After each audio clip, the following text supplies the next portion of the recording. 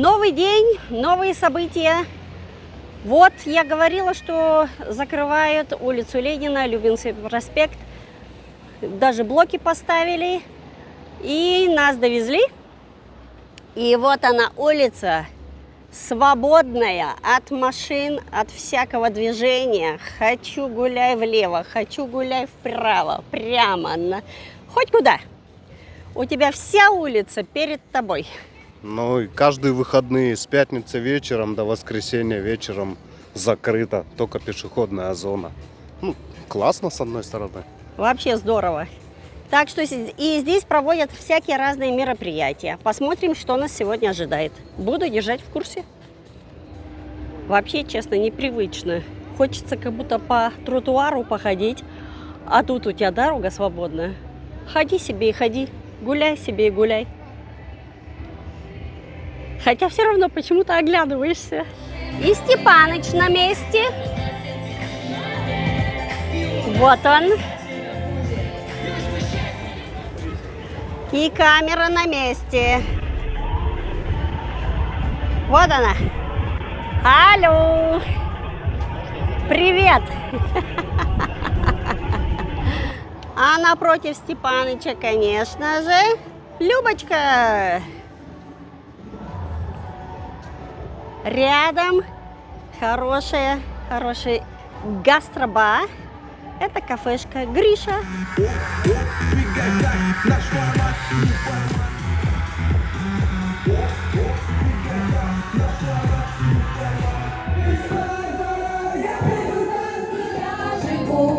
И делаю точно только то, что хочет любовь, и никогда она не кончается. И я люблю тебя вновь и вновь. Пусть каждый день с тебя начинается. Жизнь моя, моя любовь. И мы опять возле Эрмитажа Омск. Зайдем туда, там выставка Петра Первого. И его эпохи. И его эпохи. Все, поднимаемся на выставку. Вот она, Петр Первый, его эпоха. Так не видно.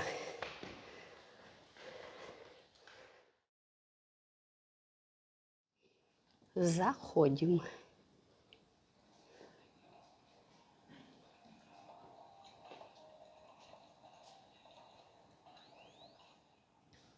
Портрет Алексея Петровича.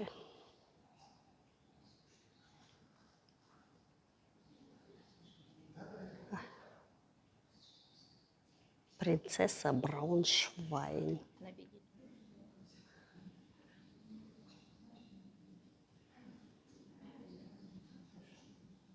Портрет Екатерины I.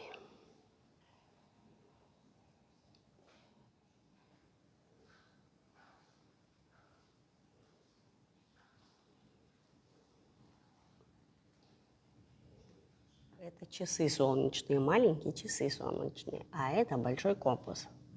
Вот как.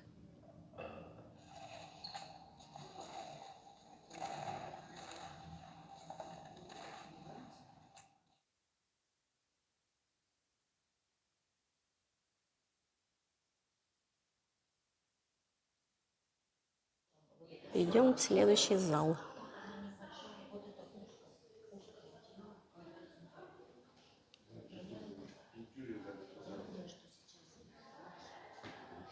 Барельеф с оттиском руки Петра I.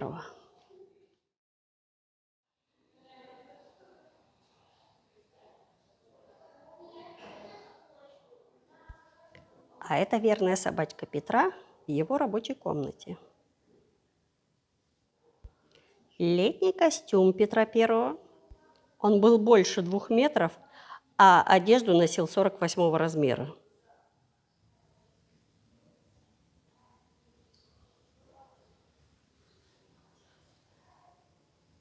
Саркофаг Елизаветы Петровны.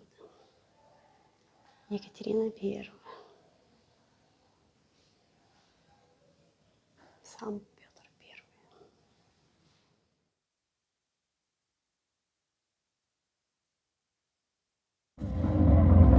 Фестиваль силовых видов спорта «Богатырское троеборье». И мы вот свидетели этого фестиваля. Поднимают тяжело.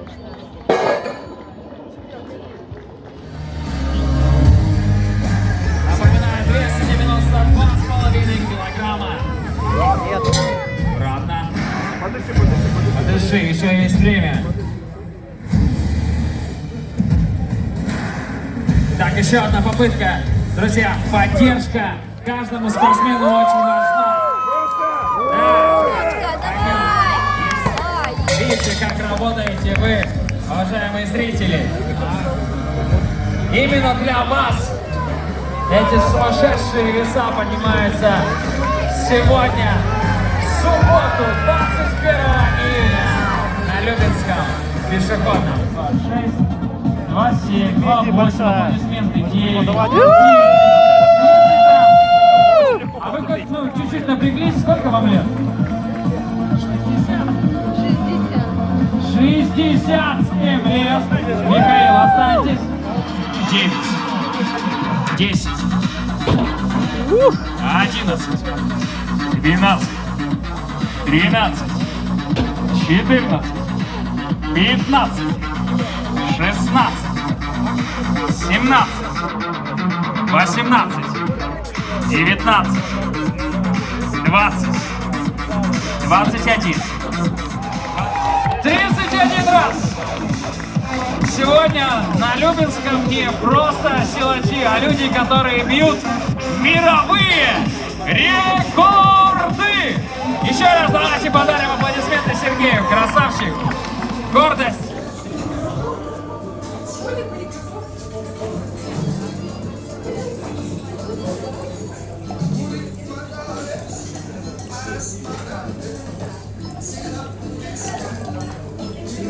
Красота.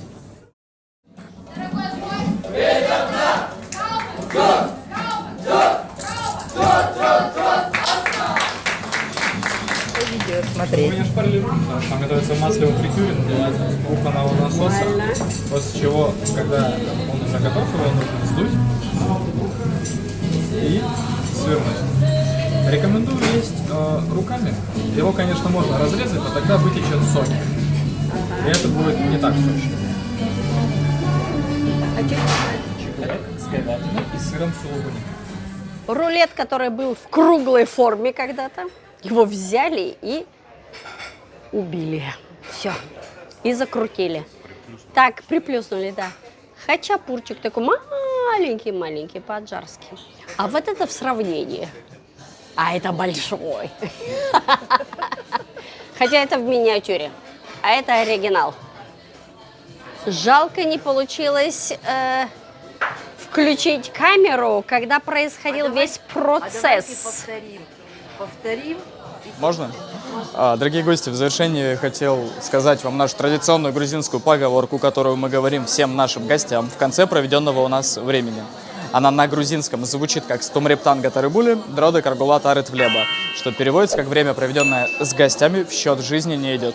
Вам отличного вечера, мама Валчик Ведрамды. Идем мимо драмтеатра. Зойкина квартира. Вот так скромно так пробежала. Да-да-да-да-да-да-да-да-да. Забыл, как играть, все нормально. Просто стало вдруг темно. На юге стало холодно, на севере тепло. Остался я один, что постепенно за себя. Остался только Бог, который смотрит на меня. Я много раз ошибался, делал что-то не так. Но я снова делал следующий шаг. Я верю людям, которым верят нельзя. Они пользовались этим, но поверьте не зря. Были люди, на которых мог я опереться. Чистым сердцем помогали мне они. Но мои враги хотели смерти для меня. Но я разбил планы, ведь это моя игра. Моя игра, моя игра.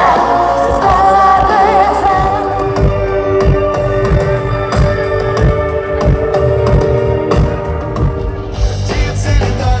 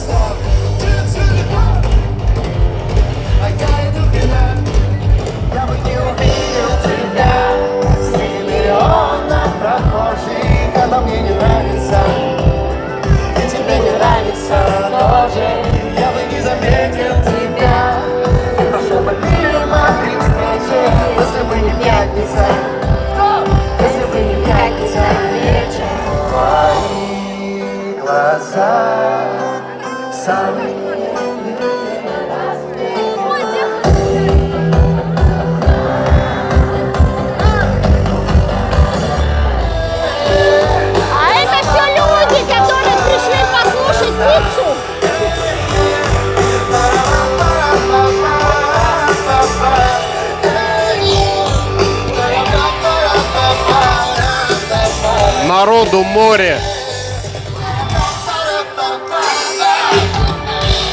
Солнце сюда в окно постучится. Знаешь, я тебя не люблю. Зато кому-то поют птицы о том, что я Тебя люблю. плаваю по району, звоню по телефону. Алло, ты дома? Давай-ка выгляни с балкона. Я пришел тебе с приветом рассказать, что солнце встало. Ты зацени, какое лето нам в нашем квартале видит. Сквозь не пойти, без тебя жизни нет. Я не могу найти ни одного пути. Между души в земле, без тебя смысла нет. Без тебя жизни нет. Без тебя жизни нет. Я не могу найти, Сколько не жми в стене, сквозь нее не пройти. ни одного пути грешной души земли. Без смысла нет. Без тебя жизни нет, Сколько не жми в стене, сквозь нее не пройти. без тебя жизни нет. Не могу найти, Ни одного пути грешной души земли. Без тебя смысла нет. без тебя жизни нет. Жизнь нет. Жизнь есть, и она прекрасная, и она вся впереди, ребят. Спасибо большое. Воля моя, взрослая, полный голос ты. Омск, что мы песня на всю планету.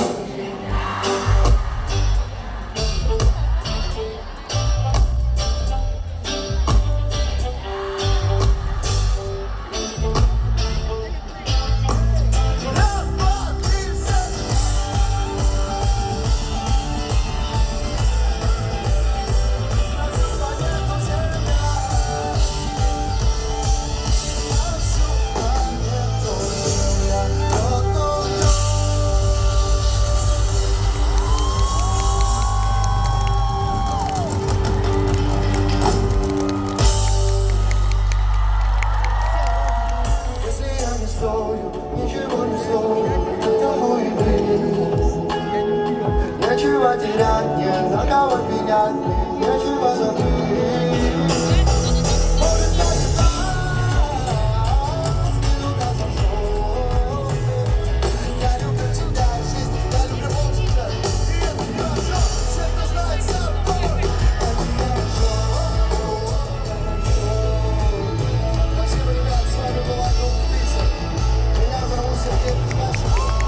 Я вам обязательно желаю прекрасной, счастливой жизни и увидимся на концерте. Пока.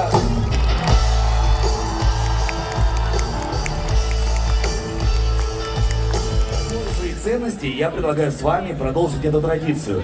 Поэтому прямо сейчас занесите нашу звезду!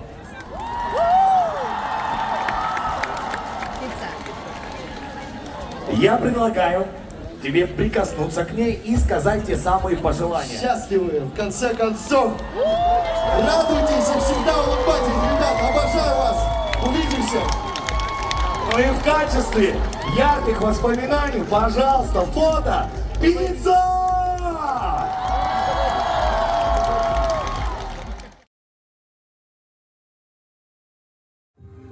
Hüfte nach vorne. Noch 4, 3, 2. Bleiben oben Arme. 2.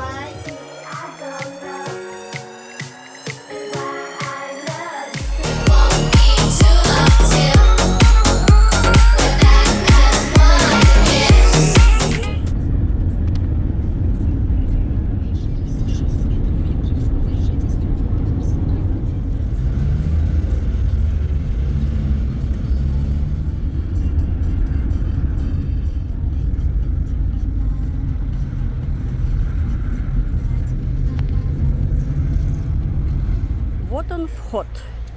Экскурсии, мастер-классы, чудесный сад, музей леса, сити-сад. И сегодня в 4 часа будет начало. Это вот касса. И здесь, отсюда начнется экскурсия. Красоту посмотрим. Красота. Очень красиво, живописно. Ждем остальных. И скоро начнется экскурсия. А это план всего парка. разные деревья, кустарники.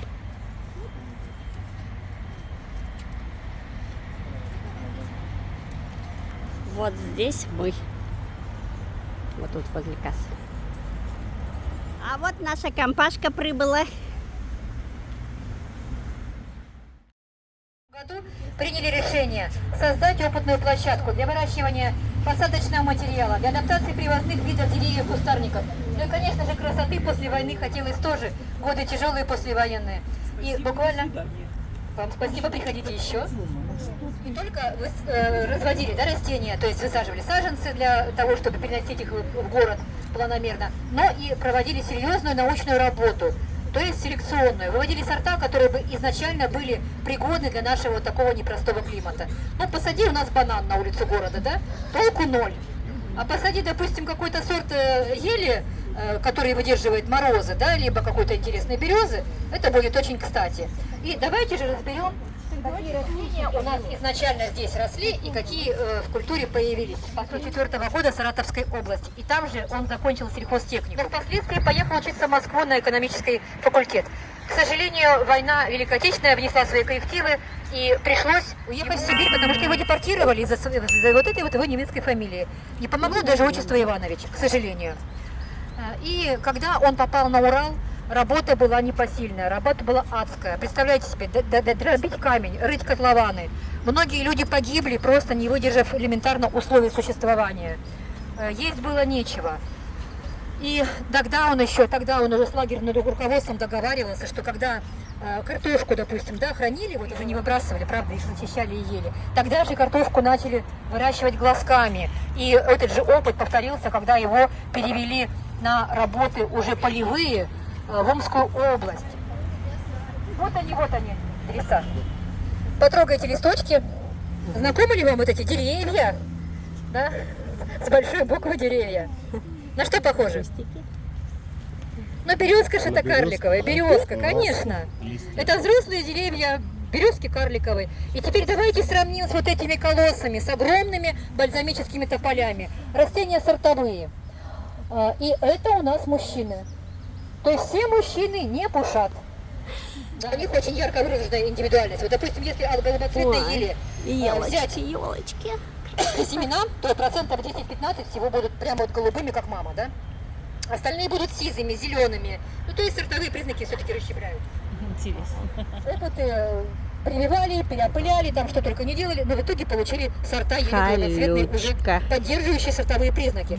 К нам один из таких сортов появился, приехали, знаете, когда они?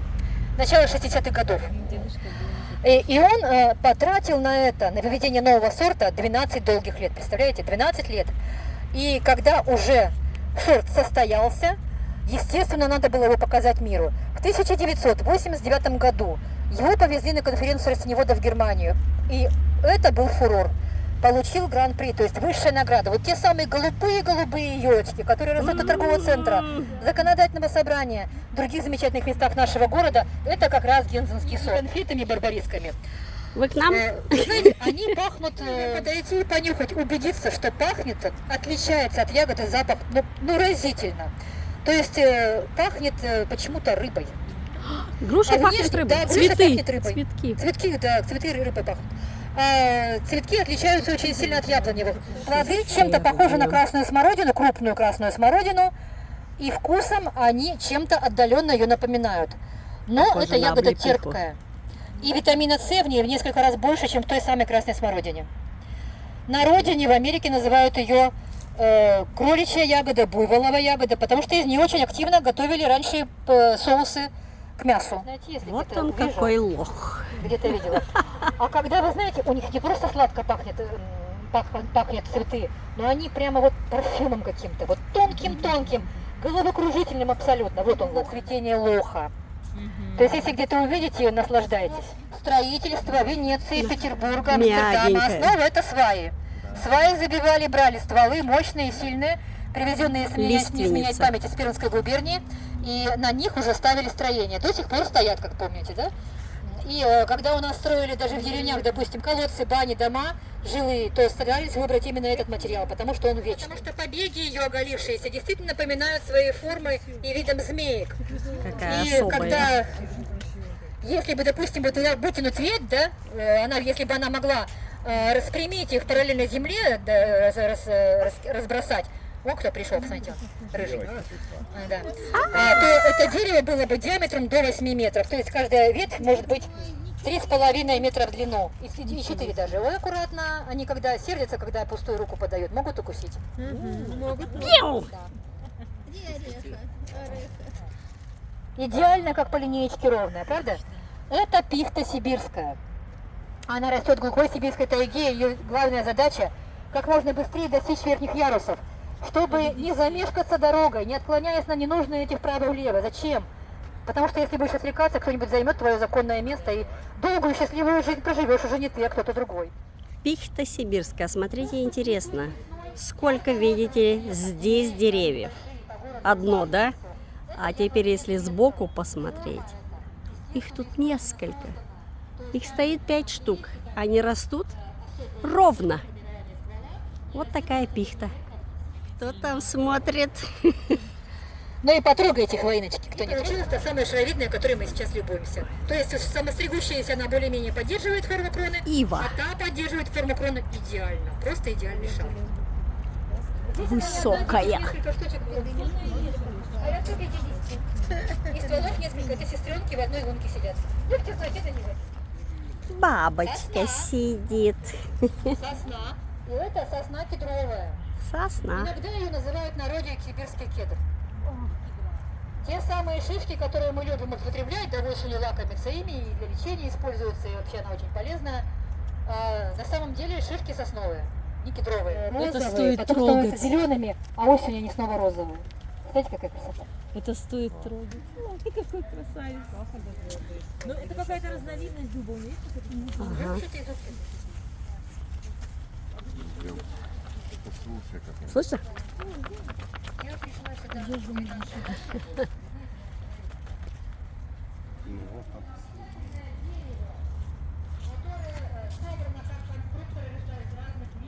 Лошадка. Тополь в юбке. А сейчас наша балерина с возрастом изрядно располнела. И, собственно говоря, ее юбка превратилась в целый кринолин, поэтому ее чаще называют Франкенштейн. Вот такая вот привитая. Все разное, разные деревья привиты. Самостоятельно вы бы об этом всем вот такие. Ой, И длится это чудо конечно, буквально ель золотистая. 10-14 дней. Форма золотистая, форма не сорт. Поэтому потомство, если взять шишки, да, вскрыть, посеять, то будет только голубоцветные. А это мутация.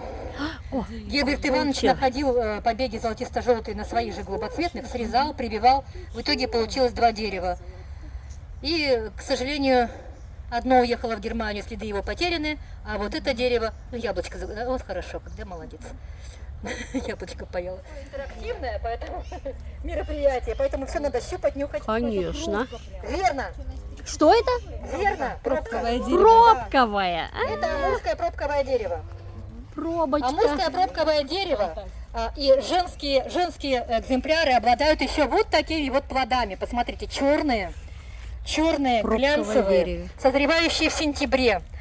И на вкус они, вы знаете, мне лично слышится, когда я пробую этот плод на вкус, вообще больше 3-4 штук в сутки употреблять не рекомендуется. Семейство рутовые, то есть ядовитые.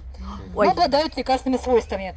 Лечат от аскаридоза, представьте себе, как паразитов из организма аскарид трудно выгоняет, до сахарного диабета и до онкологии даже. Корни лекарственные, луп, лекарственные листья и вот эти плоды женских экземпляров. Так вы знаете, да, что тут колючки? Да? Это акантопанекс сечцветковый или элеутерокок сечцветковый. Колючки внутри. Элеутерокок Мелкие имеет плоды. такие. Сейчас завязываются бутончики, потом появятся соплодия, то есть сросшиеся плодики. Будут похожи чем-то на глянцевую ежевику, только с шипами. Это все-таки. И когда был 21 плодики, год, у нас были которые экскурсии, особенно детям показываешь вот это соцветие, на что похоже. Все почему-то говорили, что это коронавирус. Приехали в Чаумонику. Хороший ресторанчик. Девушки, вот они. А где еще одну потеряли? Руки пошла мыть.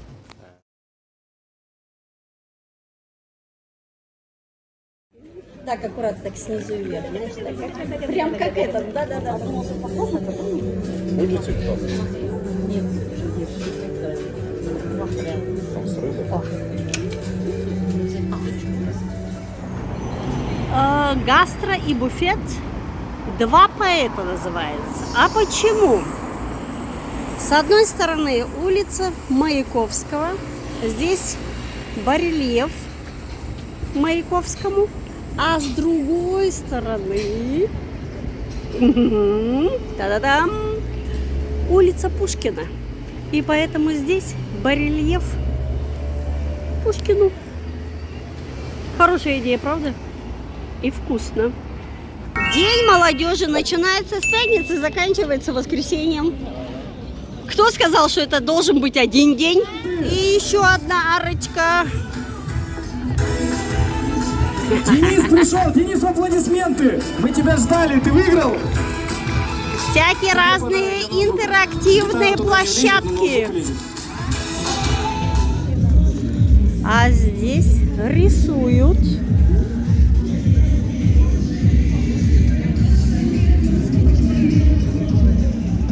И вот так.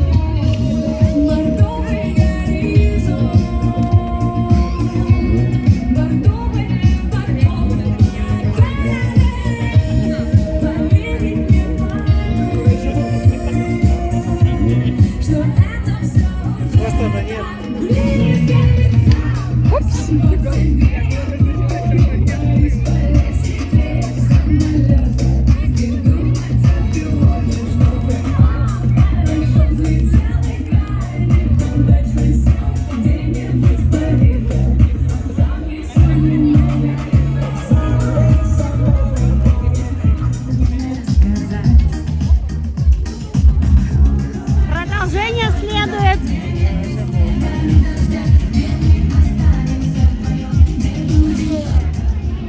И различные интересные фотозоны.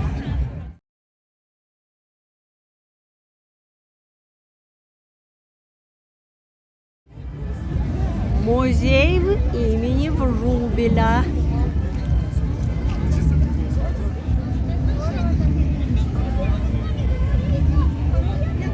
А вот и карта, по которой можно все узнать, где что находится во время Дня молодежи.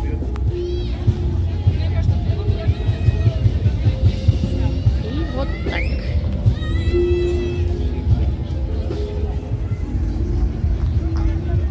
Продолжение следует. Небольшие ларьки. Это все, что сделала молодежь Омской области.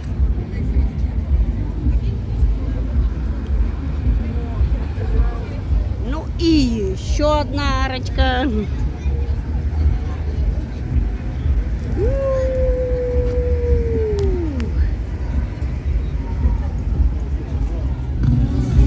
И сцена поставлена. Сегодня уже тоже поют. Завтра Егор Крид будет выступать.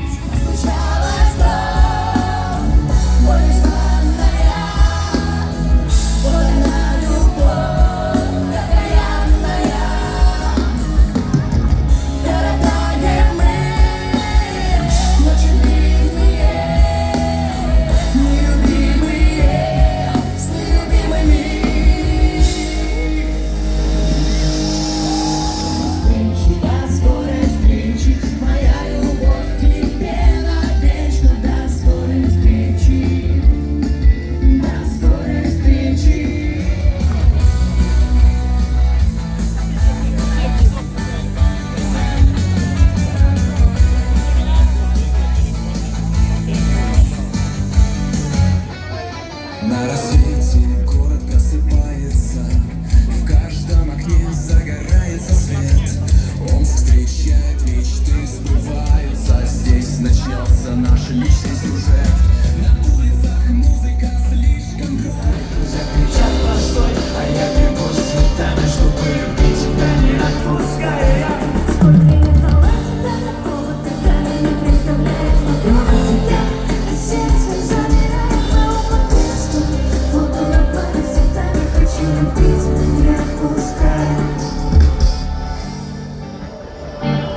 не представляешь.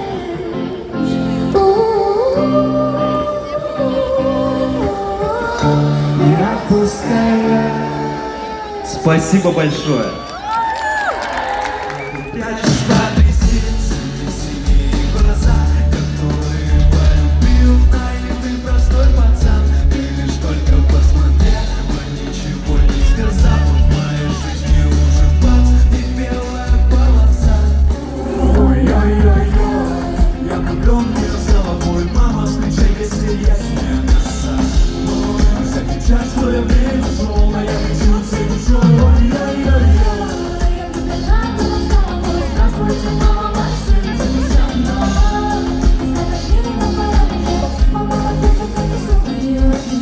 Я уйду ненадолго и оставлю на всякий свою футболку, наивные планы, погони за счастьем. Просто по человекам мечтают видеться чаще, чаще.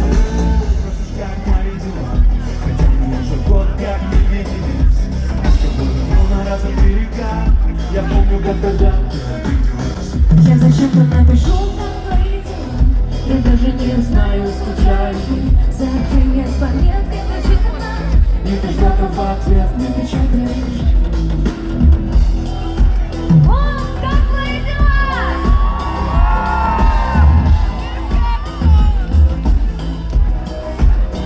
Я зачем-то напишу, как твои дела.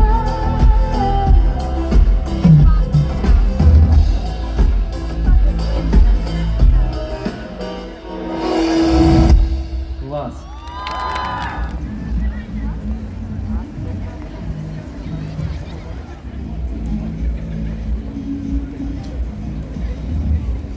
Уже 10:30, а народ еще гуляет. Беды. Ну откуда я знаю, у кого что? Люди ж разные.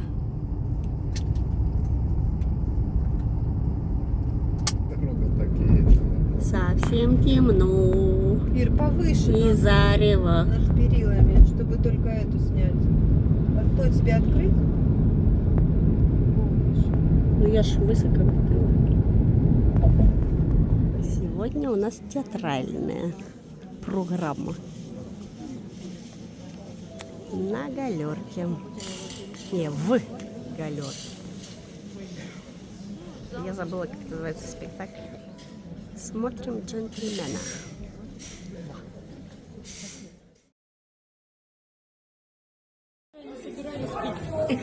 Вот девушка, надо быстрее вино закрыть.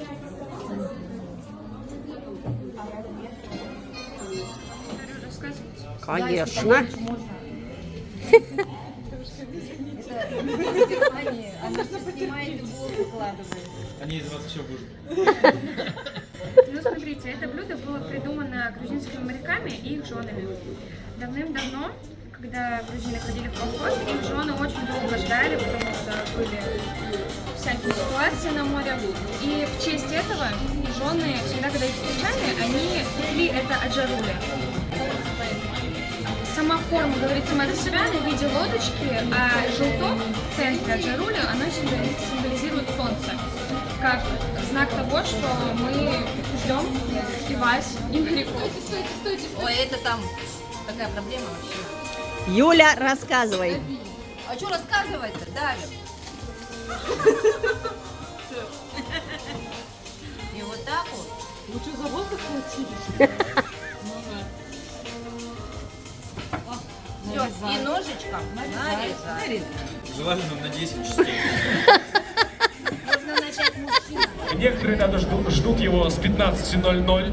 Ребята, это нереально прорваться. Поэтому снимать буду с телевизора. Вон, там есть телевизор маленький. А на сцену это просто пипец. Только вот так можно смотреть.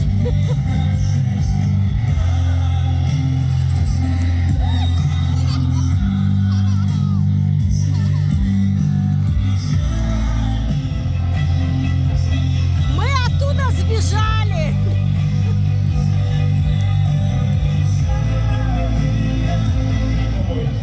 Обязательно снимайте реакции окружающих, это всегда находит 100%. Это еще не Так что предел. 200 просмотров обещаю. Надеюсь, что будет больше. Дружок крокодиле. Сколько талантов.